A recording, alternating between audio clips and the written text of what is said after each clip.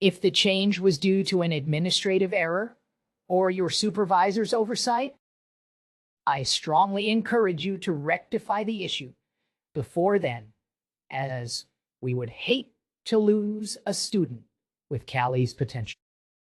Lucille Wendell, Sector 1, Advanced Program. Janus reread the message twice. Callie was going to lose her scholarship, but someone was giving him a chance to make it right. Of course they were. Bug was brilliant, and she fit in with the people in her program the way Janus had belonged with the mechs. She was everything Janus and his uncle would never be, and he needed to protect that. On the surface, it still seemed hopeless, but it was something, a sign there might be other decent people under the dome. It felt like a tiny bit of giving a rusted bolt, even if all the evidence pointed to the machine being broken. Janus fixed things. That's what he did. He could work long hours. He could ask Ryler for help, even if his uncle wouldn't be of much use, and hadn't Barry said he would look after him in time? Janus wasn't sure if it was possible to work 3 shifts, but he'd do whatever it took, even if that meant he might have to. He sighed. He might have to bend on some of his principles to make the numbers work. Was that fair? No. But the world rarely was, and maybe it was time for him to start fitting into the machine instead of trying to design a better one. He headed back to the apartment, still heartbroken, but also determined to do whatever needed to be done. And he would suffer for it. Of that, he was sure. But he'd already been taking whatever the Prime Dome could throw at him. The important part was that Callie shouldn't have to. The main room of the apartment was empty. Callie should already be home and hopefully asleep, or doing something fun. He assumed Uncle Ivan was out drinking, because the old man slept in his chair about as often as he did his bed. Janus thought about going to check on his kid sister, but he wasn't ready to face her yet. He hadn't even decided whether he was going to tell her or wait until the last minute, hoping he could fix this. If there was any way to spare her this, he would. And wouldn't that be better than putting her through the heartache of maybe losing her scholarship, when that might never happen? He wasn't sure if believing that was cowardice or faith. But he did what he always did when he felt unsure and a bit lost. He sat on the ratty couch, pulled up his wristcom interface, and opened the program he'd gotten as a gift from his mother. A hologram of Janus Invarian appeared in the room. Hey there, little man. How's my favorite adventurer? Not so hot, Mom, Janus said. My records say you're 24 now, so I guess you're not so little anymore. What have you been up to? Are you out, roaming the dust with your uncle? Or have you become a proper boffin like your father and I, only leaving the lab to eat and play with our darling children? She couldn't see him. The programming was adaptive to the layout of the room, so she didn't walk through a wall or sit on thin air. But beyond that, she and his father, when he appeared, looped through a preset number of videos or pre-scripted routines. Are you all right, Janus? A voice said, startling him, and Callie walked through the hologram, automatically pausing the program. Hey, Bug? Yeah, I'm all right. Your big brother had a long day. Tell me about it. It's confidential, Janus said with a grin. Callie flopped onto the couch next to him. I don't really care, you know. Oh, Janus asked. I'm a teenager. Everyone knows teenagers only care about themselves. I thought a lot of people were counting on your secret project. Callie blew a raspberry. You and Uncle Even don't even believe it's real. It's like you think I've been spending my time making pasta art. Didn't you almost get suspended over pasta art? No. I almost got suspended for trying to take some of the pasta home. They were wasting food. Janus laughed. That's right. And you still managed to smuggle a packet home. The two Prometheus base survivors shared a smile. It wasn't often they'd gotten one in over the system. You going to tell me what's wrong? Callie asked. Nope, Janus said, clasping his hands behind his head. Grown-up stuff that grown-ups like me have to deal with. Kids like you get to go to sleep. Callie rolled her eyes. I have an important project to finish, remember? Janus bit down the answer that was on the tip of his tongue, that she needed her sleep, that no amount of work would make the Prime Dome elites appreciate her, that no project given to a 14-year-old was important enough to stress over. Those were his issues. He was the one who'd been raised by genius parents, only to wind up sorting trash in the guts of a recycling plant, not her. Callie was going places, and if she was lucky, she'd live in the nicest part of the dome and not have to deal with her loser brother and uncle anymore. Don't stay up too late. I won't, Callie said with a grin, and went back to her room. The virtual program started up again as soon as Callie left the room, and Janus's mother said, Remember, all you can do is your best. Make the world a little better. And trust other people to do the same. Your sister is the luckiest girl on the planet to have you as her big brother. Tell her we love her. I will, Mom, Janus said, and he switched the program off.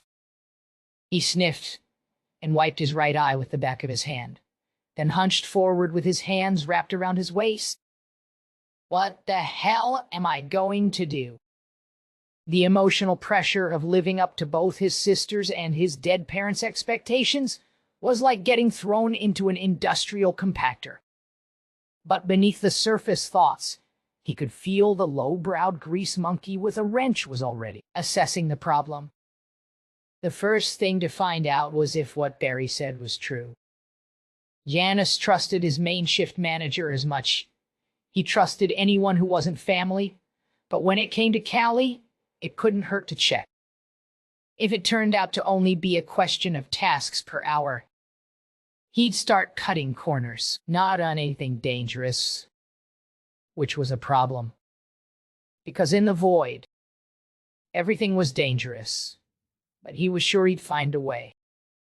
It can't be that hard if everyone else is doing it. Worst case, he'd heard there were people who would help improve someone's stats in exchange for credits.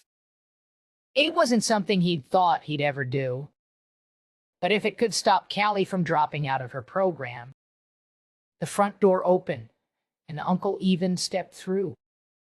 His craggy expression was serious. Good. You're here. But you're sober, Janus said, surprised. Not for long. We're going to go get a drink. Uncle. What? What? His uncle said. Did you have a good day, boy?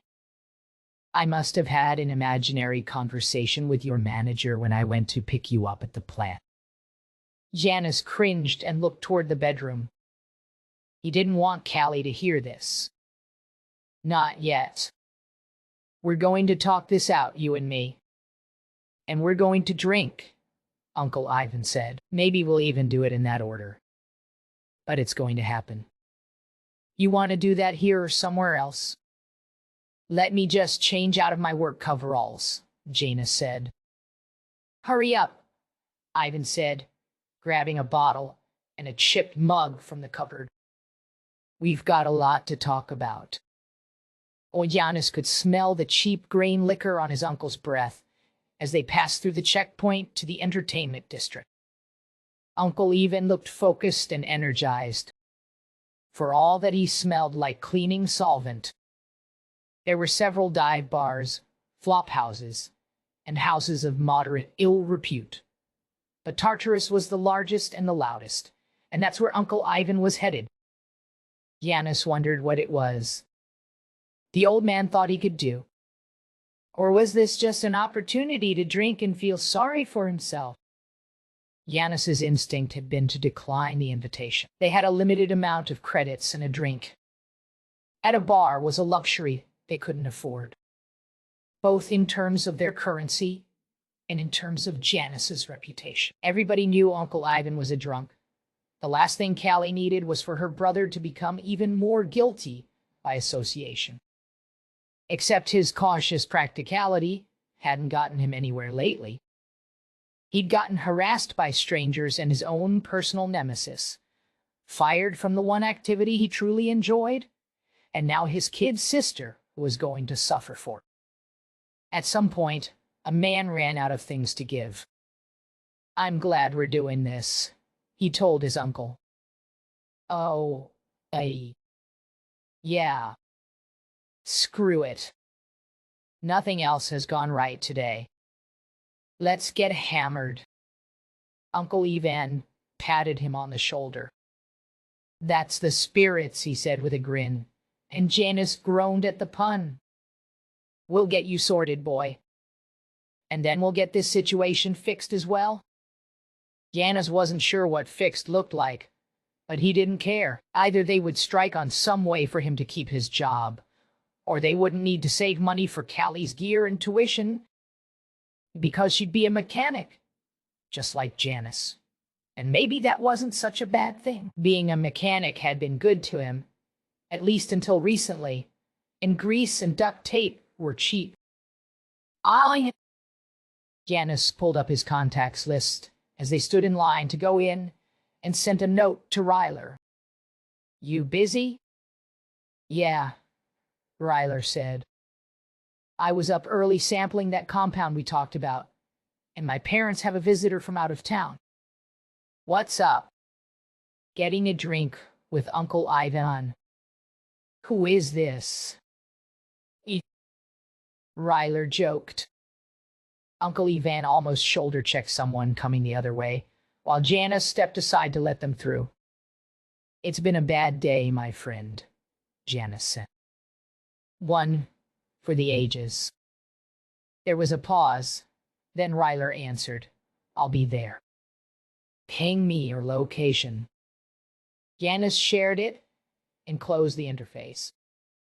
Tartarus beckoned. The main floor of the facility was a wide circular space with 3 circular bars around which hundreds of people milled, jostled, and yelled against the loud, thumping music or watched the hollow screens for Trek results, dancers of every shape and gender, or news chips brought in from other domes. Janus even saw a trio of hunters, the nomads who cleared the roads of triliths, and bandits in exchange for tribute from the settlements of Irkalla. Dome security was at the doors and scattered around the room, screening wrist implants as people came in and throwing the drunks out.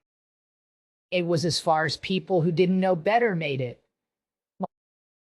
There was an upstairs for VIPs, not that Janus had ever seen it, but Uncle Ivan took the curved outer stairs straight down to the second sublevel, where most of the real workers drank their cares away in relative quiet. The room was a few meters narrower than the ground floor. Most of the patrons were still in their work coveralls, making Janus feel overdressed. They stood in clusters of 4 or 5, talking quietly, except for one cluster on the far side that seemed to be celebrating some sort of private victory. Dome security was there too, but most of them were unarmed and off-duty. There was a faint, musty smell from the air filters, and Janus's boots stuck to the floor as he and his uncle pushed their way toward the single bar and 2 waiters working the room. Strings of glow globes provided uniform lighting. Or at least they would if 1 out of 4 wasn't out. People didn't seem to mind. They were mechanics. If they cared, they would have fixed it. Someone jostled Janus's shoulder. Uncle Ivan, on the other hand, didn't seem to have that problem. He walked in a straight line, and people seemed to make room for him. Some of the regulars recognized him, and while Janus couldn't have said they liked Uncle Ivan, they gave him a surprising amount of respect. Maybe it was his uncle's build, more like a walking refrigerator than a human being. Maybe it was his temper, which, while not volatile, always seemed to be simmering.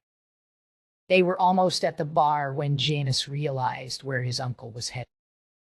"Well, if it isn't Barry, my nephew's boss," Uncle Ivan said, slapping a hand on Barry's right shoulder. "Oh, hi, Van," Barry said, looking at the two Invarians. "I didn't think I'd see you here tonight." "I didn't think you two knew each other," Janus said, pulling up on Barry's left. "Barry's a good friend, aren't you, Barry?" Uncle Ivan said. "Gave my nephew his big chance." "How's the recycling plant been doing?" "Look, Ivan, we're in the top 5 plants in the dome in terms of production," Janus said. "You were in the top 5. That's not going to last with you in sorting, nephew," Uncle Ivan said, his tone mischievous and teasing. "Cute," Barry said. "You think I wanted dome admin stepping into my plant and telling me how to assign my people?" "That ever happened before?" Ivan asked, is becoming fractionally less amused. "What? Barry asked. "I asked," Uncle Ivan said, crossing his arms on the bar and giving Barry the side eye. "Has dome admin ever stepped in like that before?" Barry clamped his jaw shut. "You going to order something?" the bartender asked. "I was just going to buy these two gentlemen a shot." "And excuse myself," Barry said. He wasn't smiling anymore either. And Janus realized he and his uncle had just pissed off his only ally. "Listen, Barry." Barry cut him off with a raised hand. "Be smart, Janus. Keep your head down. Wait until the trials start. And you," he said, pointing a finger at Uncle Ivan. "I gave your nephew a chance because he works hard and he delivers results. You can't strong-arm me, so don't embarrass yourself by trying." The bartender put a shot glass full of clear liquid in front of both Janus and his uncle, and Barry flicked the credits over from his wrist-com interface. "Enjoy your drinks," Barry said, taking his beer and walking away. Ivan knocked back his shot. Janus stared at his. "We shouldn't have done that." Uncle Ivan looked at him, then rapped his knuckles on the counter, signaling the bartender for another round. "Drink your shot, Janus. You're a good boy, but you don't even know what you don't know." "Oh, yeah? Like what?" Janus asked. "Like what Barry isn't telling you for your own good." "What does the beginning of the trials have to do with tasks per hour?" Janus almost choked on his drink. "You can blame your friend Ryler's cult of the survivor for your firing. Mark my words," Uncle Ivan added. Janus scowled. "I swear to the void, I don't have time for your paranoia." His uncle put another shot in front of him. "Have another. Maybe it will help you think." The raucous group off to Janus's right burst into laughter. "Found you?" Ryler said, joining them. "Emissary," he said to Uncle Ivan respectfully, giving him a slight bow. "Ryler?" Uncle Ivan said, ordering a third round of shots. "I told you not to call me that. And talk some sense into your friend." "What did I miss?" Ryler asked, frowning. Drink, Janus said, pointing to Ryler's first shot, as he knocked back his third. The cheap booze his uncle bought scratched his throat more than berries, but it felt more honest. At least his uncle wasn't wasting top-shelf money on a loser like Jan. Ryler looked worried. Janus? Ah! What's wrong? He was fired, Uncle Ivan said. I was demoted, Janus said. Lost a grade. I need to figure out how to keep Callie in the advanced program.